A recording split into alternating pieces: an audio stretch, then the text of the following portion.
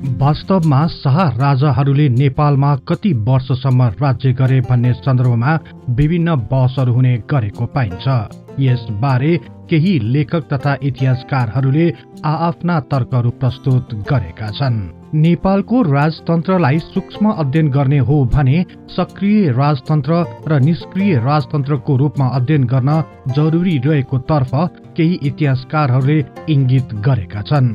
यसैलाई आधार बनाएर शाह राजाहरूले सक्रिय तथा निष्क्रिय रूपमा कहिलेसम्म राज्य गरे यसबारे एक विशेष कार्यक्रम तयार पारेका छौं। यो कार्यक्रमलाई 2 भागमा प्रसारण गरिनेछ। आजको यो पहिलो भागमा यहाँहरू सम्पूर्णमा स्वागत छ। विश्वास छ सदाझै यो कार्यक्रमलाई पनि उत्तिकै मन पराइदिनुहुनेछ। नेपालको शाहवंशीय राजाहरूको इतिहास गोर्खा राज्यदेखि सुरु भएको मानिन्छ, किनकि गोर्खा राज्यको विस्तारबाट नै नेपाल एकीकरणको अभियान सुरु भएको हो। विक्रम सम्वत 1616 साल भदौ 25 गते शुक्रबारको दिन लिग्लिकोट, तल्लोकोट र उपल्लोकोट मिलाएर एक नयाँ गोर्खा राज्यको जन्म भयो। सोही राज्यको पहिलो राजा द्रव्य शाह भए। विक्रम सम्वत 1627 सालमा राजा द्रव्य शाहको निधन भयो। यसैलाई आधार मान्ने हो भने पनि राजा द्रव्य शाहले गोर्खामा 11 वर्षसम्म राज्य चलाए। द्रव्य शाहको निधनपछि उनका छोरा पुरन्दर शाह गोर्खाका राजा भए। उनी गोर्खा राज्यको अस्तित्वलाई कायम गर्न सफल भए।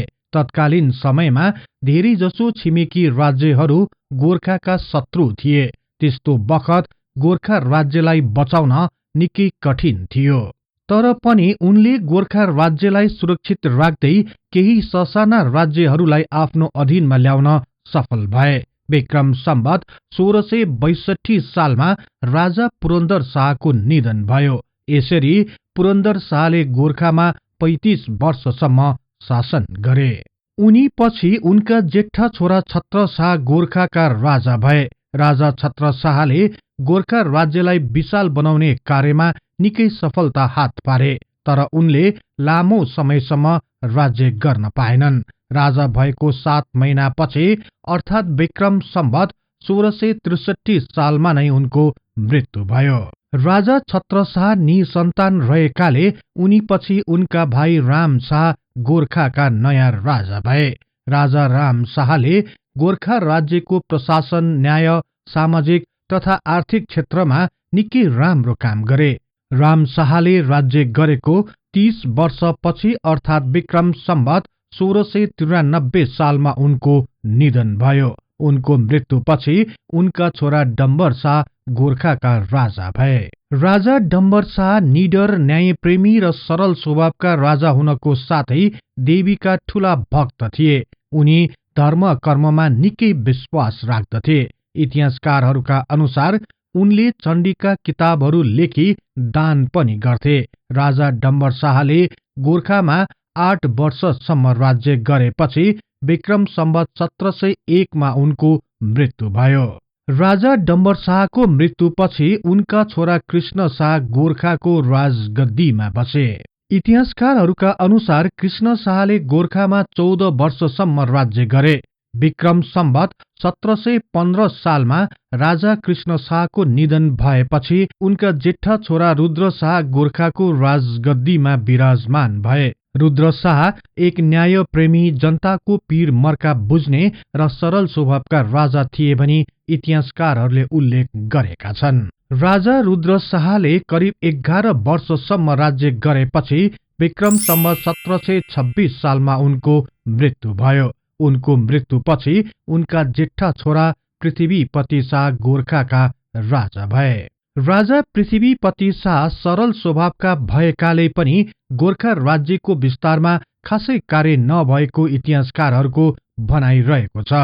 शाहवंशीय राजाहरूमा सबैभन्दा बढी रानीहरू र सन्तानहरू हुने राजा पृथ्वीपति शाह थिए। उनका 6वटी रानी र सन्तानहरूमा 12 जना छोराहरू र 2 जना छोरीहरू जन्मेका थिए।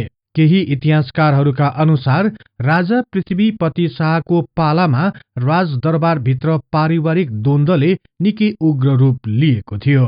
यही कारण युवराज वीरभद्र शाह गोर्खा छोडी भक्तपुरको भ्रमणमा निस्किए। भक्तपुरमा उनको स्वास्थ्य अवस्था खराब देखिन थालेपछि उनी त्यहाँबाट गोर्खातिर लागे, तर उनको बाटोमा नै मृत्यु भयो। उनको मृत्युले दरबारभित्र उत्तराधिकारीको विषयमा निकै ठूलो बहस सुरु भयो, तर पछि वीरभद्रका छोरा नरभूपाल शाह भएको थाहा पाएपछि उनलाई नै राजाको उत्तराधिकारी चयन गरियो। राजा पृथ्वीपति शाहले 47 वर्षसम्म गोर्खामा राज्य गरेपछि विक्रम सम्वत 1773 सालमा उनको निधन भयो। उनी पछि उनका नाति तथा असामयिक निधन भएका युवराज वीरभद्र शाहका छोरा नरभूपाल शाह गोर्खाका राजा भए। राजा नरभूपाल शाह धार्मिक प्रवृत्तिका थिए। उनको पालामा गोर्खा राज्यको खासै विस्तार हुन सकेन। नुवाकोटसँग भएको युद्धमा पनि गोर्खालीको नराम्ररी हार हुन गयो। यसपछि उनी राजनीतिबाट पृथक रही पूजा पाठमा नै दिनहरू बिताउन थाले। नरभूपाल शाह राजा भएको 26 वर्षपछि अर्थात विक्रम सम्वत 1779 मा उनको मृत्यु भयो। उनी पछि उनका छोरा पृथ्वी नारायण शाह गोर्खाका राजा भए। राजा पृथ्वी नारायण शाहले काठमाडौँ उपत्यका विजय हासिल नगरुन्जेलसम्म उनी गोर्खाका नै राजा थिए। तर विक्रम सम्वत 1825 सालमा पृथ्वी नारायण शाहले कान्तिपुरमाथि विजय हासिल गरे। कान्तिपुरलाई विजय गरे पश्चात उनी नेपालको पहिलो शाहवंशीय राजा हुन गए। यसैलाई आधार मान्ने हो भने विक्रम सम्वत 1616 सालदेखि विक्रम सम्वत 1825 सालसम्म अर्थात 209 वर्षसम्म 10 जना शाहवंशीय राजाहरूले गोर्खामा राज्य गरे। तीनै शाहवंशीय राजा पृथ्वी नारायण शाहले विक्रम सम्वत 1825 सालदेखि नेपालमा राज गर्न सुरु गरे। यसरी गोर्खा राज्यलाई विस्तार गर्दै गर्दा काठमाडौँ उपत्यका विजय पश्चात गोर्खाबाट नेपाल राज्यमा परिणत हुन गयो। राजा पृथ्वी नारायण शाहले गोर्खाको सट्टा राज्यको नाम नेपाल नै राख्न सहर्ष स्वीकार गरे। त्यसपछि मात्र नेपाल एकीकरणको अभियान सुरु भएको थियो। राजा पृथ्वी नारायण शाहले आफ्नो पूरै जीवन नेपाल एकीकरणको अभियानमा लगाए। अन्ततः उनी नेपालको राजा भएको 6 वर्षपछि अर्थात विक्रम सम्वत 1831 सालमा उनको मृत्यु भयो। पृथ्वी नारायण शाहको मृत्युपछि उनका 23 वर्षीय जेठा छोरा प्रताप सिंह शाह नेपालका राजा भए। उनले लामो समयसम्म राज्य गर्न पाएनन्। राजा भएको 2 वर्ष 10 महिनापछि अर्थात विक्रम सम्वत 1834 सालमा उनको मृत्यु भयो। राजा प्रताप सिंह शाहको मृत्युपछि नेपालको शाही राज संस्थाले अर्कै मोड लिन गयो। प्रताप सिंह शाहको मृत्युपछि उनका 2 वर्षीय छोरा रणबहादुर शाह राजा भए। राजा रणबहादुर शाह नाबालक नै भएकोले उनको नायबी अर्थात प्रतिनिधिको रूपमा रानी राजेन्द्र लक्ष्मीले 8 वर्ष र काका बहादुर शाहले 9 वर्षसम्म शासन गरे। यसपछि विक्रम सम्वत 1851 सालमा राजा रणबहादुर शाह 19 वर्षको युवा भएपछि उनले राज्यको शासन सत्ता आफ्नो हातमा लिए। यससँगै राजदरबारभित्र उतार चढावको वातावरण बन्न गयो। उनी राजा भएको 4 वर्षपछि नै उनले राजगद्दी त्याग गरे र उनले आफ्ना नाबालक छोरा गिर्वाणयुद्ध विक्रमलाई राजा बनाए। नेपालको इतिहासमा यसपछि नै दुर्गतिका दिनहरू सुरु भए। नाबालक राजाको नाममा विभिन्न पक्षहरूले मन परी शासन चलाउन थाले। राज्य व्यवस्थामा कुनै मर्म नै रहेन।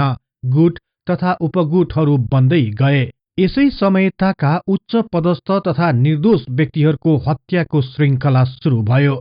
कमजोर राजकीय शासनको कारण नेपालले विपदको सामना गर्न बाध्य हुनु पर्यो।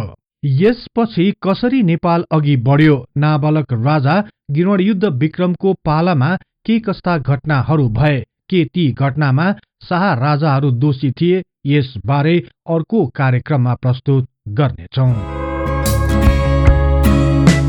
तपाईहरूलाई यो कार्यक्रम कस्तो लाग्यो कृपया कमेन्ट बक्समा लेखिदिनुहोला। यस्तै तथ्य इतिहासको लागि हिस्ट्री इन नेपाली च्यानललाई सदैव सम्झनुहोस्। इतिहासको कुनै पनि कालखण्ड बारे तपाईले सुन्न र बुझ्न चाहना राख्नु भएको छ भने तल रहेको कमेन्ट बक्समा उल्लेख गर्नुहोस्। हामी सो बारे प्राथमिकताका साथ कार्यक्रम बनाउनेछौँ।